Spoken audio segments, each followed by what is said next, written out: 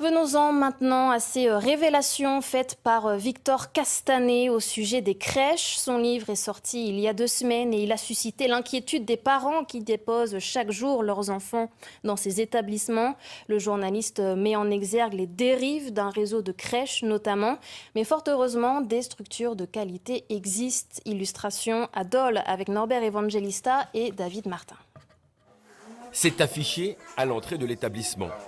95% des parents recommandent cette crèche des environs de Dole, à l'image de Saïda, maman de Layana. Comme d'autres, elle s'est alarmée des maltraitances à l'égard de jeunes enfants dénoncées par le journaliste Victor Castanet dans son livre Les Ogres. Ça fait toujours un peu peur en tant que maman. Et moi, c'est mon 3e enfant qui vient dans cette structure. J'ai jamais eu de soucis. Les Petits Écureuils est une structure gérée par la Mutualité française du Jura depuis bientôt 6 ans. Les enfants y sont chouchoutés.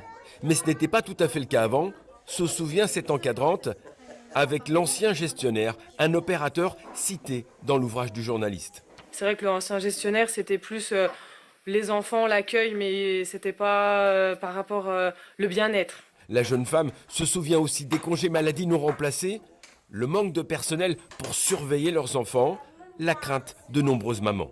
Je pense qu'il y a beaucoup à revoir aussi sur les conditions du personnel aussi. Elles sont extrêmement mal payées.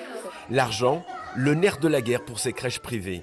Ici, la Mutualité française alloue près de 8 000 € par berceau. C'est 2 fois plus que dans les pires établissements. L'organisme à but non lucratif se targue même d'avoir pu négocier une rallonge budgétaire des communes qui l'emploient. Pour nous, ça traduit une vraie confiance. Quand on avait repris cette crèche il y a quelques années, le gestionnaire avant nous avait quelques problématiques de gestion et ainsi de suite. Et c'est vrai que la collectivité ne voulait pas revoir ce qui s'était passé. La Mutualité française attend désormais du gouvernement qu'il clarifie la situation dans une affaire qui met en jeu le bien-être des enfants.